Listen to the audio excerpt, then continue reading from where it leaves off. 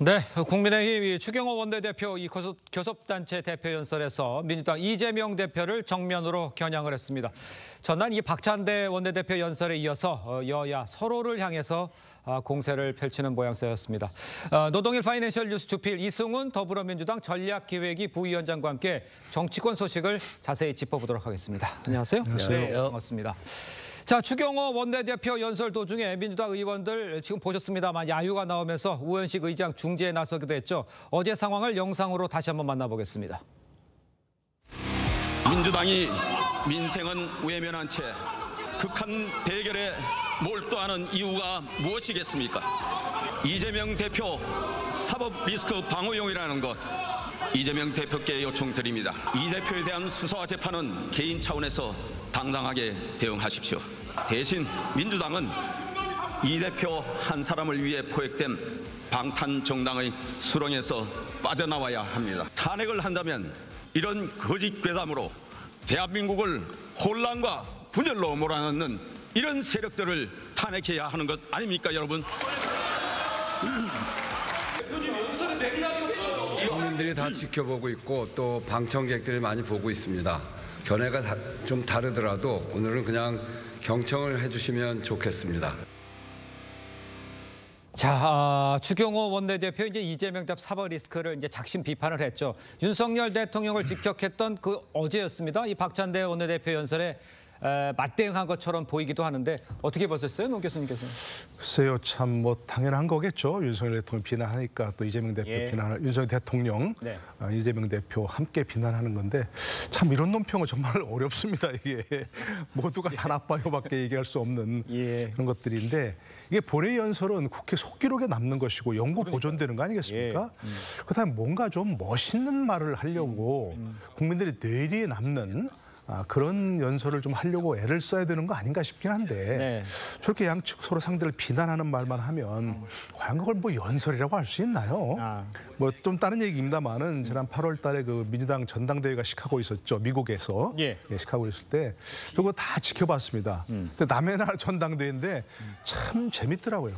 정말 감동적이고 연설, 야, 저 연설은 저렇게 하는 거구나 싶은 내용들이 참 많고 정말로 우리가 뭐 다 알잖아요. 빌 클린턴 대통령, 오바마 대통령, 전 대통령, 미셸 오바마 여사 이런 분들이 그런 거니까 정말 인용하고 싶은 말도 있고 뭔가 멋진 비유에다가 상대를 비난하더라도 그걸 돌려서 이렇게 유머러스하게 하는 그런 것들 보면서 정말 저런 것들은 연설의 모범에 남을 만하다 이런 생각을 했는데 우리도 이제 좀 앞으로 조금 시간이 더 있으니까 대표 연설 하시더라도 뭐 기록에 남는 거라면 좀 멋있게 비유도 하시고 이 역사적 기록도 좀 들춰보시고 그러면서 국민들이 조금 비판하는 것이라도 고개를 좀 끄덕일 수 있도록 그런 연설을 좀 했으면 어떨까 좀 부탁을 좀 드리겠습니다. 알겠습니다. 노 교수님 말씀은 이제 여야 공의 22대 국회의 모습이 조금 더 나아졌으면 한다 뭐 이런 바람으로 있긴 했는데 사법 리스크 정치 퇴행의 원인으로 지목까지 했습니다. 이순신 변호사님께서는 어떻게 보셨어요? 저도 뭐 교수님 의견과 공감하는 부분이 있어요. 다만 이제 야당의 역할이라고 하는 것은 정부 여당을 견제하는 것이고 좀 비판적인 견해를 가질 수밖에 없는 거거든요. 뭐 협조할 건 해야 되겠습니다만. 근데 여당의 원내대표의 연설이 뭐 야당과 같이 똑같이 비판적인 것에만 있다라고 한다면 좀 잘못된 부분이 충분히 있어요. 여당의 원내대표라고 한다면 정부의 어떤 정책 방향을 뒷받침하고 또 야당과의 협치를 이끌기 위해서 다소 마음에 안 들더라도 좀 공격을 자제하는 부분이 좀 있어야 되는데 전혀 그렇지 않은 채 공격에만 집중했다는 점에서는 좀 아쉽고요. 또 대통령 국정 브리핑에서도 봤듯이 경제가 좋다라는 취지의 얘기들을 많이 해서 좀 다른 나라 얘기 아니냐 했는데 추경호 원내대표 얘기를 들어보면 경제가 좋고 또 특히 소상공인이라든가 서민이라든가 자영업자에 대한 지원들이 굉장히 많은 것처럼 들리는 그런 연설들이 많이 있었는데 실상은 굉장히 어렵거든요. 그런 측면에서는 아쉬운 부분이 좀 굉장히 많고요. 여당이 좀 적극적으로 협치를 이끌어야 된다라고 말씀드립니다. 알겠습니다. 여당이 협치를 이끌어야 된다고 말씀하셨지만 공이 여야 모두 좀 문제가 있지 않느냐. 교섭단체 연설이 뭐 이렇게 말씀을 좀 하시는 것 같습니다. 일단요. 저도 뭐 생각하기에 여야가 이제 국회 교섭단체 대표 연설에서 윤 대통령과 이 대표 관련 공방을 벌이면서 야 이거 민생 이거 뒷전되는 거 아니냐 이런 이야기들 계속 여기저기서 나오죠. 그런데 오늘로 예정됐던 이 정책의장 회동 이것도 이제 민주당이 지역화폐법을 강행 처리하면서 무산이 됐어요. 그러니까 결론적으로는 그 뭐 서로 간에 이제 싸움이 이런 민생이 뒷전으로 가는 상황이 돼버린 거예요. 글쎄 정책위 의장들은 그래도 말하자면 정책을 가지고 서로 협의해서 네. 뭐 민생협의회 이런 걸 만들고 했으니까 여야가 그런 걸 해야 되는 직책에 있는 거 아닌가요? 그런데 그분들도 안 만나면 대체 뭘 하겠다는 건지 잘 이해가 안 가네요. 네. 예전에 예비군 할 때 그런 구호가 생각납니다. 일하면서 싸우고 싸우면서 일하자 이런 얘기 했는데 좀 국회도 그랬으면 좋겠습니다. 정치라는 것이 어느 정도 서로 정쟁이라고 하는 그런 쟁자가 싸우는 거니까 그런 면이 없을 수는 없습니다. 그죠? 똑같을 수 없으니까. 그런데 그렇게 하더라도 기본적으로 만나서 여러 가지 얘기를 하면서 뭔가 합의점을 찾을 수 있는 부분이 없는가 이렇게 노력을 해야 되는 거 아니겠습니까? 다시 한번 말씀드립니다. 일하면서 싸우고 싸우면서 일하자 이런 구호를 좀 되새기면서 오늘이라도 정책위장들은 만나서 서로 간에 정책에 이견이 있으면 그걸 조율하고 좁히고 합의할 수 있는 부분이 없는가 함께 좀 논의를 해주시기 바랍니다.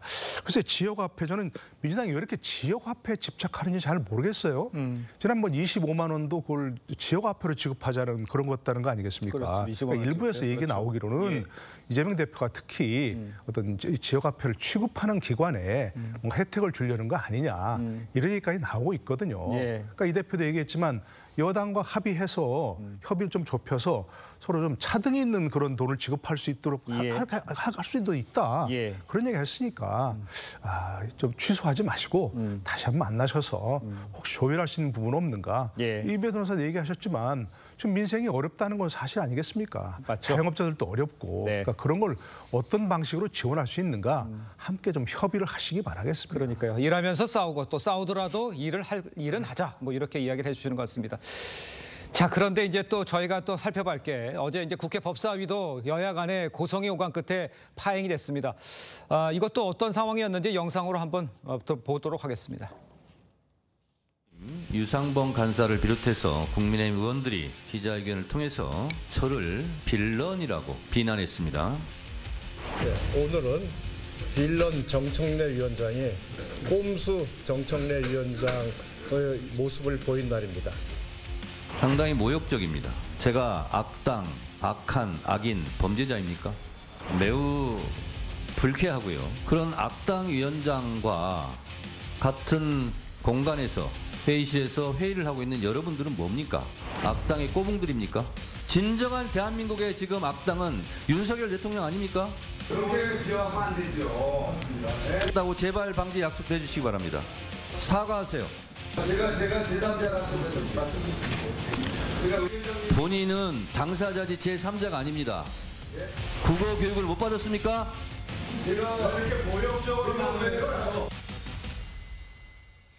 그 정청래 법사위원장이 이제 자신을 빌런 악당에 이제 직칭한 것에 대해서 사과를 요구했고 또 여당은 받아들이지 않고 방금 전에 국회 이제 원내대표 연설에 대해서도 저희가 얘기를 했지만 법사위는 여전히 이게 힘드네요. 어떻게 봐야 됩니까? 그렇습니다. 뭐 악당이라는 것들을 막말이라고 할 수 있을지는 모르겠습니다만 이런 말들이 너무 일상화되고 자연스럽게 국민들께 받아들여진다는 것 자체가 굉장히 이제 걱정스러운 시기다 이런 말씀드리고요.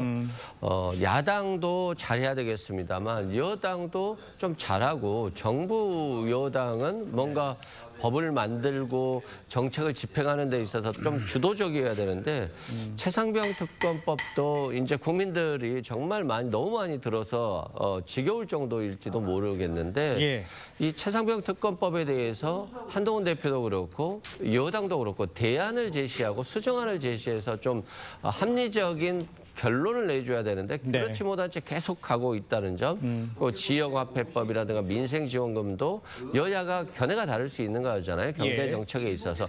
그렇다고 한다면 뭐 정부 여당 입장에서는 반대만 하지 않고 우리들의 입장은 이런데 이렇게 보면 어떻겠느냐는 수정안과 대안 그리고 그렇게 과거에는 많이 다투면서도 극적으로 타협하는 부분이 있었는데 요즘에는 전혀 없다는 부분에 있어서 좀 많이 아쉽고요. 그런 측면에서 여당의 역할이 좀 부재하다. 그리고 한동훈 대표가 지금 뭐 1대1 여야 대표회담 11년 만에 했는데 정책위 의장과 원내대표 간의 2+2 회동도 취소됐다라고 하는 것 자체가 결국에는 한동훈 대표의 리더십에 상처를 주는 거거든요.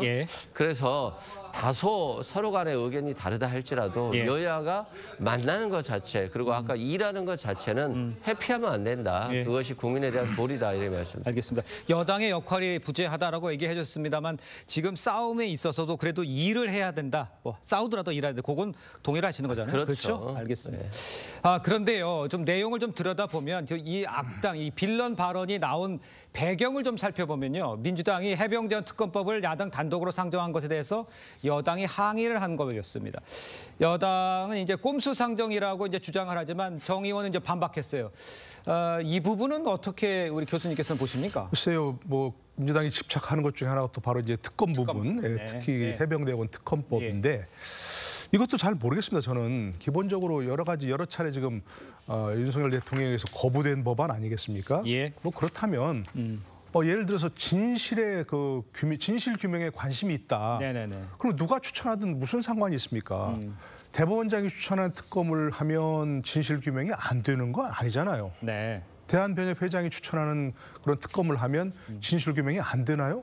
좀 그렇지 않다고 생각하는데 이번에 새로 낸 그 특검법에도 보니까 대법원장이 추천할 수 있도록 하는데 민주당이 비토할 수 있도록 돼 있습니다. 그러니까 대법원장이 아무리 추천해도 민주당이 안 돼 그러면 안 된다는 거 아니겠습니까? 그러지 말고 그야말로 지금 이제 저희 변호사 얘기하셨지만 여당도 대안을 내야 한다고 생각합니다. 저는. 그런데 야당도 그러면 뭔가 합의가 가능한 부분에서 뭐 특검법을 제안하고 그걸로 해서 진실 규명하자 이렇게 생각한다면 그걸 거부하는 여당이 정말 명분이 없는 그런 상황이 되는 거 아니겠습니까? 저는 여당도 한동훈 대표가 그랬다는 거 아니겠습니까? 이재명 대표 만났을 때 당내에서 논의 중이다. 그랬으니까 그럼 얘기를 해야죠. 당내에서 논의를 통해서 공수처 수사가 끝나면 우리도 발의하겠다든지 입장을 밝혀야 되는 거죠. 야당도 민주당도 정말 진실 규명에 관심이 있다면 누가 추천하든 문제가 없다라는 쪽으로 가는 것이 과연 이걸 정말 하고 싶은 특검을 해서 해병대원 사망 사건의 진실을 밝히고 싶은 뭐 그런 생각으로 하는 거라고 생각하고요. 그렇지 않고 자꾸 이렇게 민주당이 뭔가 추천해야 한다 집착하는 것은 진실 규명보다는 정치 공세에 관심 있는 거 아니냐 이렇게 평가할 수밖에 없습니다. 알겠습니다. 특검법에 대해서 이제 본인의 생각들을 좀 전해주셨는데요. 이 소식은 지금 여야 계속 맞서고 있는 거니까요. 좀 지켜보도록 하고 다음 소식으로 넘어가 보도록 하겠습니다. 한 온라인 매체에서요. 김건희 여사가 지난 총선 때 공천에 개입했다 이런 의혹을 제기를 했습니다.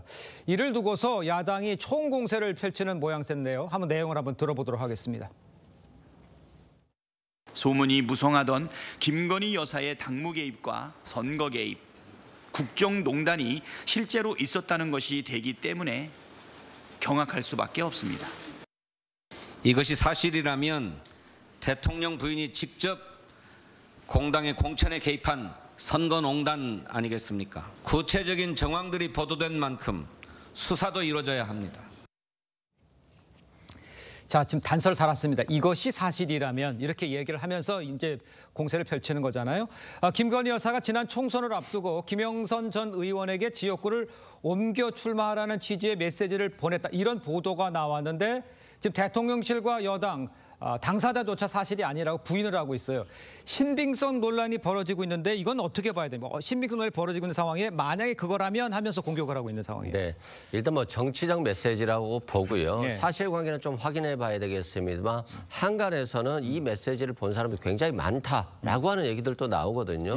그리고 과거에 윤석열 대통령께서 검찰에 있을 때 박근혜 전 대통령의 국정농단과 관련해서 대해서 선거 개입, 국정농단에 대해서 다 수사를 했거든요. 그리고 이게 유죄 판결로 이어졌기 때문에 공천에 개입하면 안 된다는 것이 원칙입니다. 그렇죠. 그럼에도 불구하고 지금 김영선 전 의원이 김해로 옮기는 데 있어서 김건희 여사가 개입했는지 여부가 쟁점이 되고 있잖아요. 근데 답변을 보면 공천에 개입한 적이 없는데 그 개입한 적이 없다라고 하면서 그 이유가 결과가 공천을 못 받지 않았느냐라고 하는 건데 이게 개입했는지 여부에 대해서 그리고 김영선 전 의원과 이것과 관련해서 공천에 대한 조언과 또 한동훈 대표에게 얘기를 했는지 이런 부분에 대해서는 여당과 대통령실이 명확하게 밝혀야 된다고 생각을 하고요. 과거에도 이런 문제들이 있어서 많이 문제가 됐는데 자꾸 논란의 중심에 김건희 여사가 이렇게 정치에 직접 개입하는 부분들의 우려가 많이 있고 이런 것들이 논란이 되고 있기 때문에 김건희 여사가 특히 더 주의를 해야 될 것 같고요. 더 이상은 좀 대통령의 부인이 꼭 이렇게 정치의 중심에 있어서 비판의 대상이 되는 것들이 그런 사실 자체가 발생하지 않도록 좀 주의해야 될 것 같습니다. 그러니까 이제 대통령실과 여당이 대통령실, 여당, 당사자 다 지금 부인하고 있는 상황이라는 것을 제가 첨언해서 말씀을 드리고요. 민주당은 김 여사의 공천 개입이 드러났다면서 김건희 여사 특검 수사 대상에 포함시키겠다 이렇게 말을 했습니다. 사실관계 확인부터 제가 말씀을 드렸으면 반박을 하고 있는데 사실관계 확인부터 먼저 하고 해야 할 정도인 거 아닌가 생각이 드는데. 글쎄요. 공천 개입이 드러났다 이렇게 얘기하는 건 아주 좀 성급한 거죠. 확실한 사실관계는 아직 잘 모르겠고요. 당사자가 우선 부인하고 있고요. 그다음에 텔레그램 메시지라든지 이런 결정적 증거가 지금 보도가 되지 않았고 그리고 또 한 가지는 당사자가 그런 메시지를 받았다는 당사자가 얘기한 게 아니고 그런 메시지를 받았다는 거 얘기하더라도 그걸 보았다. 이렇게 얘기하는 사람이 전언이거든요. 그렇기 때문에 그것은 아직 확실하게 신빙성이 없다. 그런 얘기고요. 물론 공천에 성공했어야 공천 개입이다. 그렇게 얘기할 수는 없습니다. 공천에 개입만 했어도 개입은 개입이죠. 그런데 김영선 전 의원이 김해로 옮기라는 걸 얘기를 해서 김 여사가 얘기해서 그렇게 해서 옮겼다. 그러면 공천이 됐어야 되는 거 아닌가요? 그러니까요. 그렇잖아요. 김 여사가 지금 문제가 있다고 하는 것은 굉장히 영향력이 크다. 국정에 개입하고 있다. 그래서 국정이 그 뜻대로 움직이고 있다. 이래야 뭔가 문제가 있는 거 아닌가요? 그런데 공천에 개입했는데 본선에 나간 것도 아니고 컷오프 됐어요. 그럼 뭐가 어떻게 개입을 했다는 건지 잘 이해가 안 가는 부분이고 그러니까 민주당에서도 이것이 사실이라면 이렇게 단정하고서 그것을 마치 개입이 드러났다 이렇게 하는 것보다는 그것은 좀 성급한 것이다 생각합니다. 알겠습니다. 여기에 더 덧붙여서 개혁신당 이준석 의원이요. 본인도 의혹에 대해서 들었지만 완결성이 떨어진다고 봤다면서 선의의 조언일 수도 있다는 입장을 밝히기도 했습니다. 글쎄요. 이준석 대표가 얘기한 의원이 얘기한 이 상황에 대해서는 이승훈 변호사께서는 어떻게 보세요? 네, 일단 뭐 기자가 기사를 한번 냈고요. 아마 후속 보도가 있을 것 같은데요. 그래요? 후속 보도가 좀 정확히 나와야지 여기에 대한 정확한 논평은 되겠습니다만 이준석 의원도 사실관계에 대해서 정확히 정보를 듣기는 했습니다만 그 근거를 가지고 있지 않은 것 같고 그래서 이게 뭐 국정 개입의 수준이냐 조언의 수준이냐에 대해서 판단이 어렵다 뭐 이런 측면인 것 같은데요. 그럼에도 불구하고 아무튼 대통령의 부인이 선거에 공천에 개입한다는 의혹 나오는 것 자체가 조금 불미스럽고 더 조심해야 되지 않을까 싶습니다. 알겠습니다. 자, 다음 소식도 짚어보겠습니다. 윤 대통령이요. 퇴임 후에 거주할 이 사저 경호시설 신축 예산이 약 140억 원으로 문재인 박근혜 두 전직 대통령 사업비의 이 2배 규모로 지금 알려져 있습니다. 대통령실 수도권 부지 단가를 반영한 결과이며 또 부지 면적 두 전직 대통령 사례에 비해서 절반 수준이다. 이런 입장을 밝히기도 했는데 교수님께서는 이건 어떻게 이해를 하세요? 글쎄요. 노무현 대통령 때부터 시작해서 모든 대통령 퇴임 시마다 이런 얘기가 나왔었잖아요. 조금 종류는 다르고 하지만 이제 이런 거 좀 그만했으면 참 좋겠어요. 이렇게 얘기 나오면 또 이제 뭐 국민의힘 일각에서는 문재인 대통령 퇴임할 때 무슨 뭐 경호원 늘리고 또 뭐 연금 늘리고 어쩌고 또 하면서 또 얘기가 나올 겁니다. 이렇게 하는 것보다는 과연 이렇게 한 것이 타당한 것이냐라는 걸 좀 짚어야 되는 거겠죠. 예를 들어서 지방에 내려가는 그런 것보다는 이런 수도권에 뭐 서울과 경기도를 비롯한 수도권에 그런 어떤 땅을 산다면 당연히 그와 같은 그 금액이 더 들 수밖에 없는 것이니까 이런 것들보다는 무작정 의혹을 제기하는 것보다는 그럼 타당에 따져본 다음에 그것이 과연 타당한지 아닌지 이렇게 문제 제기하는 게 바람직하지 않을까 싶습니다. 저 사전 언론 관련해서는 또 이것도 좀 마찬가지로 좀 확인을 해봐야 될 절차가 있는 거 아닙니까?